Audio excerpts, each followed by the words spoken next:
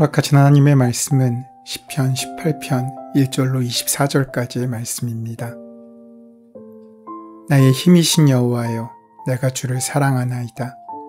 여호와는 나의 반석이시요 나의 요새시요 나를 건지시는 이시요 나의 하나님이시요 내가 그 안에 피할 나의 바위시요 나의 방패시요 나의 구원의 뿌리시요 나의 산성이시로다. 내가 찬송받으실 여호와께 아뢰리니 내 원수들에게서 구원을 얻으리로다.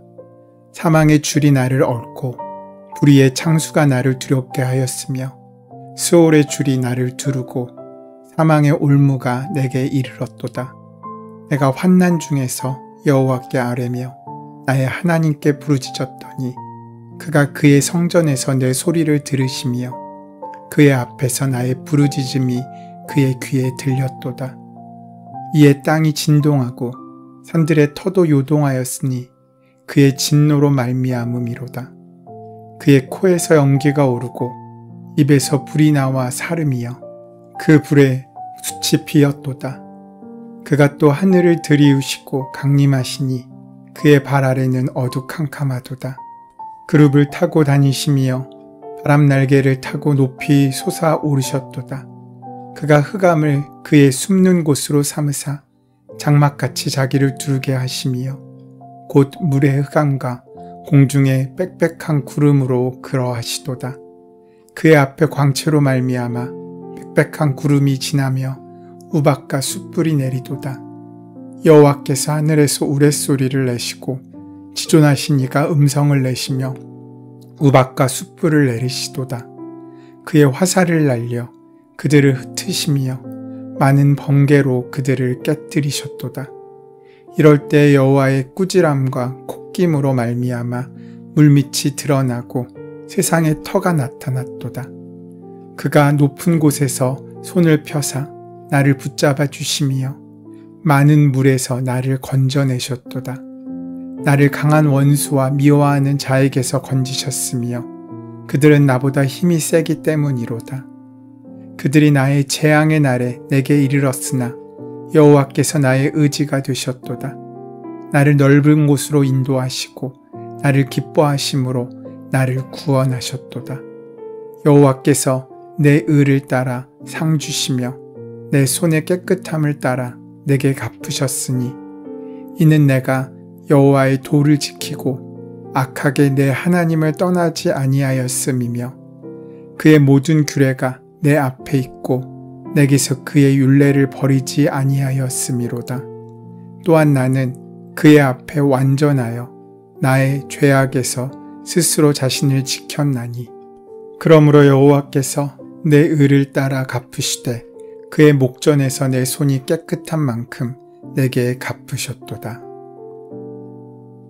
시편의 말씀 가운데는 다양한 양식의 지들이 등장하는데 오늘 본문인 시편 18편의 말씀은 감사시로 분류됩니다. 감사시는 하나님의 도우심으로 인해 고난과 역경, 환난을 이겨낸 사람들이 하나님께 대한 고마움을 담은 시입니다. 감사는 하나님에 대한 신뢰와 확신 없으면 드릴 수 없는 가장 귀한 재물이기도 합니다. 우리가 힘들고 어려운 세상을 살아가는 가운데 우리가 승리하며 기쁨을 누리고 살 수 있는 능력은 주님 한 분만으로 만족하고 주의 은혜를 구하며 온전히 주님만 붙잡는 것에서 시작됩니다. 우리가 주님 대신 신뢰하는 것들의 유혹에서부터 벗어나 오직 하나님만이 우리에게 주실 수 있는 능력을 전폭적으로 믿고 신뢰하며 의지하고 살아갈 수 있는 바로 그 마음의 삶이 바로 믿음이고 그 믿음이 확정된 사람만이 온전한 감사의 찬양을 하나님께 올려드릴 수 있는 것입니다. 현대인이 빠져있는 우상은 자신이 믿고 의지해서 무언가를 이루어 간다는 착각입니다. 이것은 어떻게 보면 매우 긍정적이고 매력적으로 보입니다.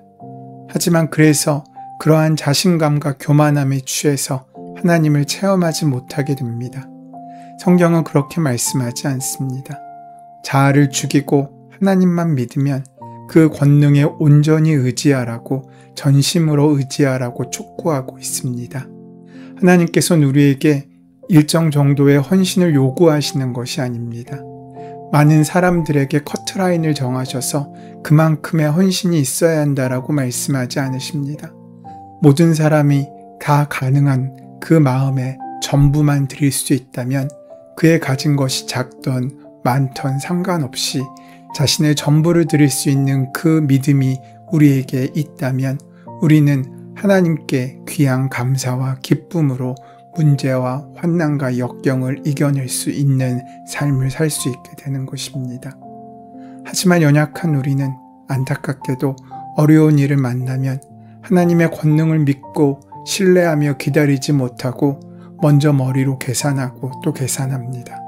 그래서 은혜 받은 것 같고 은혜 받았다고 하지만 삶에 하나님의 능력을 경험할 수 없고 점점 지쳐가며 변화가 없는 그렇게 굳어져가는 신앙인이 될 수도 있다는 것입니다. 실제로 많은 교인들에게 하나님의 역사, 하나님의 말씀, 하나님을 믿는 믿음은 뜬구름 잡는 이야기처럼 여겨지는 경우가 많습니다. 그래서 가장 먼저 찾아야 할 하나님을 오히려 가장 마지막 순간에 찾고자 하는 그러한 어리석음을 범하기도 하는 것입니다. 우리의 진정한 능력은 믿음에서 나오는 것입니다. 그 믿음을 경험한 사람만이 드릴 수 있는 최고의 고백이 감사의 찬양입니다. 오늘 본문은 전쟁에서 승리한 후 주님께 감사를 드리는 시이기도 하지만 다윗이 죽기 전에 자신의 삶을 돌아보며 지금까지 함께해 주신 주님의 은혜를 감사하며 드리는 찬양시로 볼 수 있습니다. 다윗은 하나님을 나의 힘, 나의 반석, 나의 요새, 나를 건지시는 분, 나의 하나님, 나의 바위, 나의 방패, 나의 구원의 뿔, 나의 산성이라고 고백합니다. 이 고백은 단순한 관념적인 표현만이 아닙니다. 다윗의 모든 하나님을 향한 단어에는 나의라는 수식이 계속하여 붙어가며 이러한 고백은 하나님을 내 인격과 만남을 통하여 경험한 실질적인 삶의 고백인 것을 강조하는 것입니다.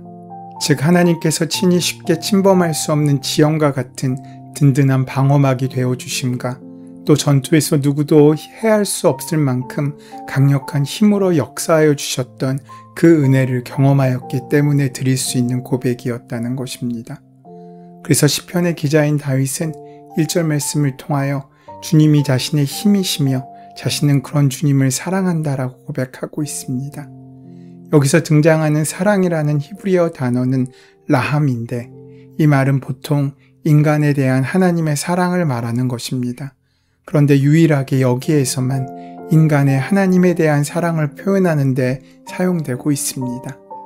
일부 성서학자들은 인간은 하나님의 인간을 향하신 사랑만큼 그분을 사랑할 수 없는 존재이기에 라함을 충정과 헌신의 의미로 해석하기도 합니다. 물론 인간이었던 다윗은 분명 자신을 향한 하나님의 사랑만큼 하나님을 사랑할 수 없는 존재임을 틀림없이 알고 있을 것입니다.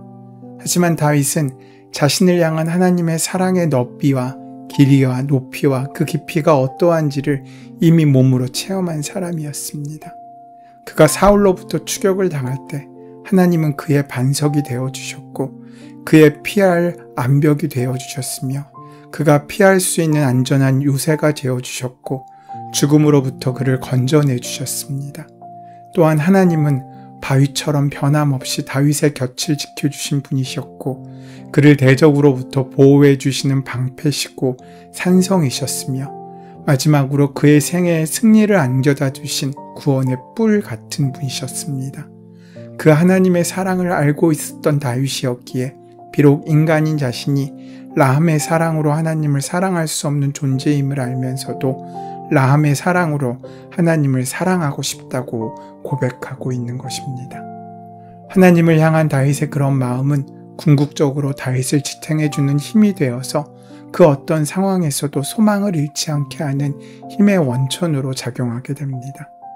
하나님께서는 죄의 사슬이 묶여 사망이라는 화살의 표적이 되어 있던 우리를 그 아들 예수 그리스도를 방패 삼아 우리를 사망으로부터 구해주셨고 그리고 영원하신 산성이여 요새가 되어줄 수 있는 그 주님의 품 안에서 품어주심으로 말미암아 우리가 영원한 생명 안에 거할 수 있는 은총을 베풀어 주셨습니다. 그러하기에 예수 그리스도를 통한 주님의 다함 없으신 사랑을 안다면 우리 또한 오늘 다윗처럼 주님께 라함의 사랑을 고백하게 될 수밖에 없을 것입니다. 더 나아가 주님을 향한 그런 고백은 오히려 우리로 하여금 그 어떤 고난과 역경의 상황 속에서도 희망을 버리지 않는 힘의 능력으로 작용될 것입니다.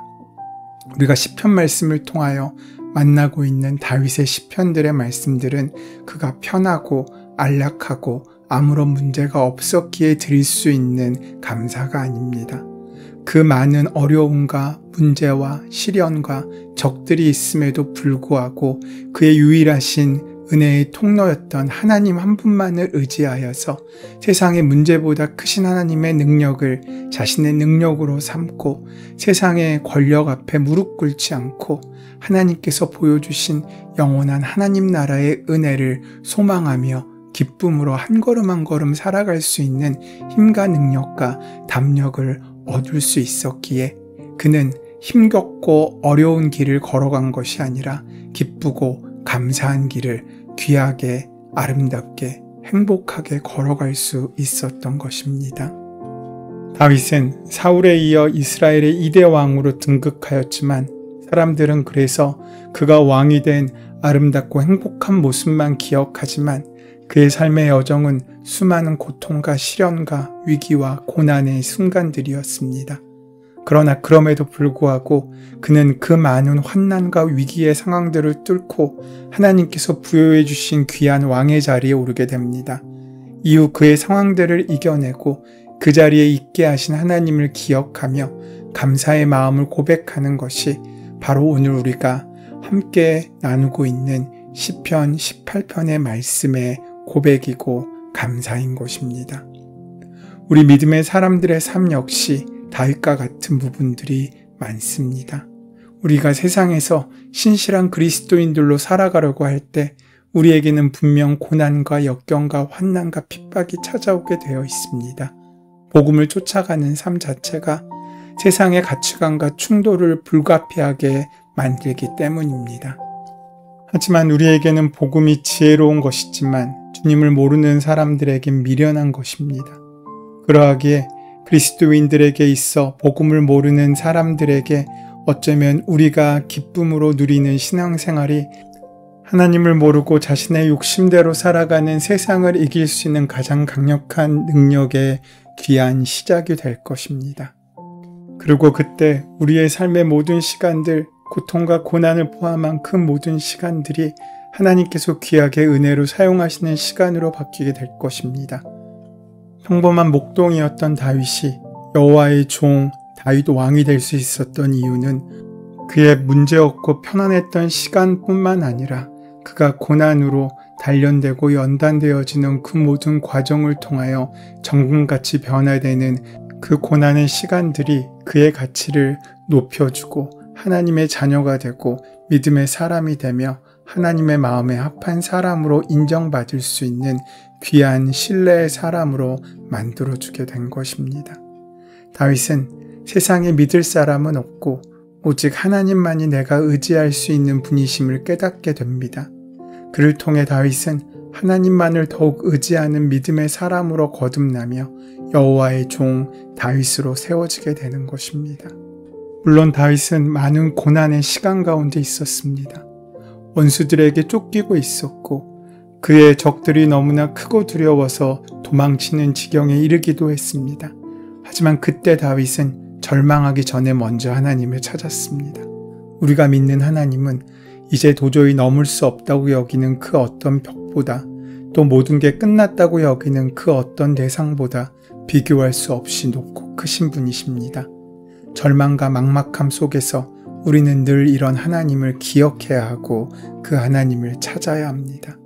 하나님은 다윗의 부르짖음에 결코 귀를 닫지 않으셨습니다. 하나님은 결코 무관심하게 우리의 인생을 바라만 보지 않으십니다. 우리의 작은 소리에도 반응하시고 우리와 함께 하십니다. 그 하나님을 온전히 붙잡고 살아가는 복된 하루로 오늘을 축복의 날로 바꾸시는 은혜가 함께 하시기를 소원하고 축원합니다. 은혜의 주님, 하나님의 사랑을 온전히 알 수도 온전히 보답할 수도 없는 부족한 우리들이지만 오늘의 삶 속에서 그리고 내일의 삶 속에서 더 나아가 우리의 매일의 삶의 순간순간 가운데 늘 주님을 향해 있는 주님을 붙잡고 살아가는 우리가 될 수 있도록 동행하시고 함께하여 주시옵소서. 예수님의 이름으로 기도드립니다. 아멘. 이제 오늘 이 아침 우리에게 허락하신 본문의 말씀이 오늘 나에게 주시는 하나님의 음성으로 들려지기 위하여 본문의 말씀을 깊이 묵상하시고 함께 기도하는 시간 가지도록 하겠습니다. 함께 기도합니다.